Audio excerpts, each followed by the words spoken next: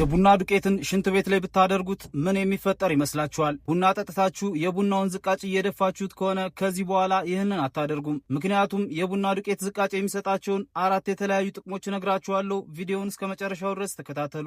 ይህ ቪዲዮ መቼ እንደሚጠቅማችሁ ስለማታውቁ ቪዲዮውን ላይክ እና ፋቮራይት ማድረጋችሁን አትርሱ። የመጀመሪያው ተባዮችን ለማጥፋት ትንሽ የቡና ዝቃጭ በወረቀት ላይ ጠቅልላችሁ ጫፉን ስታቃጥሉት የሚወጣው የቡና ጭስ ቤት ውስጥ ያሉትን ትንኞችና ተባዮች በሰከንድ ውስጥ ያባርራል። ሁለተኛው የፍሪጅ ሽታ ማስወገጃ። 1 ኩባያ የቡና ዝቃጭ ፍሪጅ ውስጥ በማስቀመጥ ብቻ ማቀዝቀዣ ውስጥ የሚፈጠሩትን መጥፎ ሽታዎች በአጭር ጊዜ ውስጥ ያስወግዳቸዋል። ሶስተኛ ለጠረጴዛ ማጽጃ። የቡና ዝቃጭ ከአልኮል ጋር ቀላቅላችሁ ለ30 ደቂቃ ካቆያችሁት በኋላ በማጥለል የሚወጣውን ፈሳሽ በስፕሬይ በመጠቀም የወጥ ቤትዎን ጠረጴዛውንና ንጣፎችን በብቃት ማጽዳት ይችላል። አራተኛ የመጸዳጃ ቤት ማጽጃ። የቡና ዝቃጭ ቤኪንግ ሶዳ እና ነጭ ቆምጣጤን በማዋሃድ መጸዳጃ ቤቱን ለማጽዳት መጠቀም ይችላሉ።